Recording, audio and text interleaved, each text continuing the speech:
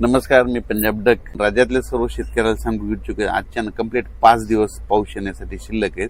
तुम्ही तुमची शेतीची कामे करून घ्या, कारण की राज्यामध्ये 7 ते 14च्या दरम्यान मान्सूनचा पाऊस येणार आहे आणि त्यामध्ये शेतकऱ्याच्या पेरण्या होणार आहे. पण या मान्सूनच्या पावसामध्ये काय होणार आहे, ओढे नाले वाहतील असा पाऊस पडणार आहे, नद्यांना पाणी देखील येणार, पूर देखील येणार आहे, म्हणून हा अंदाज लक्षात येतात. पण या मान्सूनच्या पावसात गारपीट कधी नसते, पण यावर्षी या मान्सूनच्या पावसात मात्र 7 ते 14 मध्ये ठिकठिकाणी गारपीट बघायला भेटणार आहे.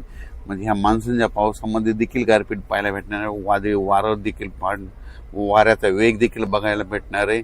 पाऊस देखील तसाच पडणार आहे.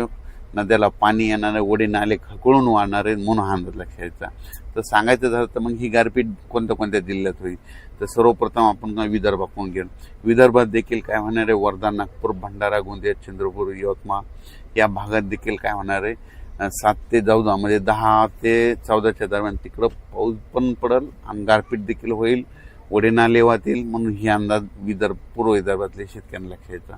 त्याच्यानंतर अमरावती, अकोला, बुलढाणा, यवतमाळ, वाशिम, नांदेड ह्या पट्ट्यातल्या शेतकऱ्याला सांगू इच्छितो की तुमच्याकडे देखील काय होणार आहे, 1 जून ते 5 जून तर हे भाग बदलत पाऊस पडणारच आहे. पण त्या व्यतिरिक्त काय होणार आहे, 7 ते 14 मध्ये जे पाऊस येईल मान्सूनचा, त्याच्यामध्ये पाऊस पण पडणार आहे, गारपीट पण होणार आहे, नदी नाल्यांना पाणी देखील येणार आहे, ओढ्यांना खळखळून वाहणार आहे, म्हणून ह्या जिल्ह्यात ह्या पट्ट्यातल्या शेतकऱ्यांना लक्षात येतं.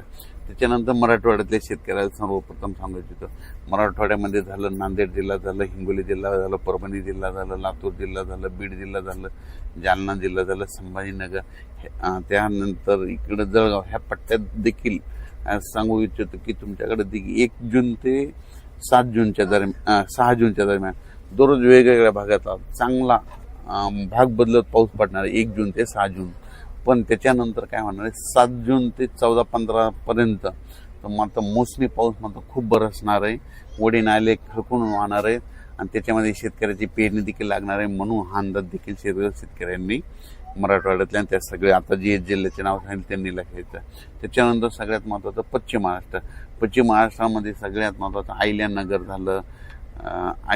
झालं, त्याच्यानंतर सातारा, सांगली, सोलापूर, कोल्हापूर, पुणे.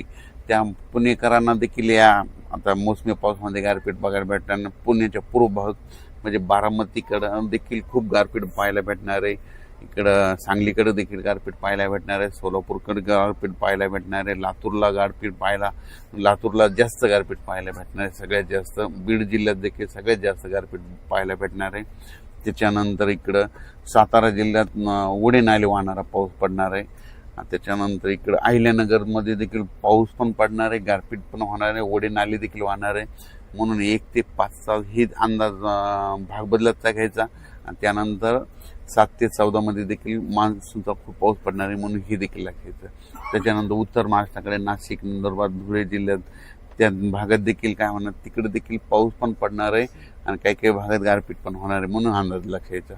त्याच्यानंतर हे कोकणपट्टी, घाटमाता, परिसर माता तिकडे मुसळधार पाऊस ते चालूच राहणार आहे, म्हणून ते कोकणपट्टी त्या विभागातले अंदाज त्यांनी देखील लक्षायचा.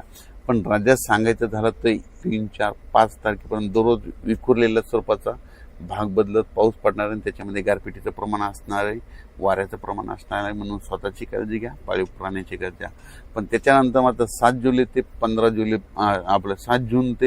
15 जूनच्या दरम्यान जे मान्सूनचा पाऊस येईल त्यामध्ये मात्र पाऊस देखील जास्त पडणार आहे, गारपीट देखील राहणार आहे, ओढे नाल्याला पाणी देखील येणार आहे, म्हणून हा अंदाज लक्षायचा.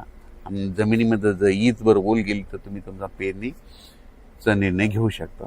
अचानक वातावरण बदल झाला तर परत एक मेसेज दिला जाईल. धन्यवाद.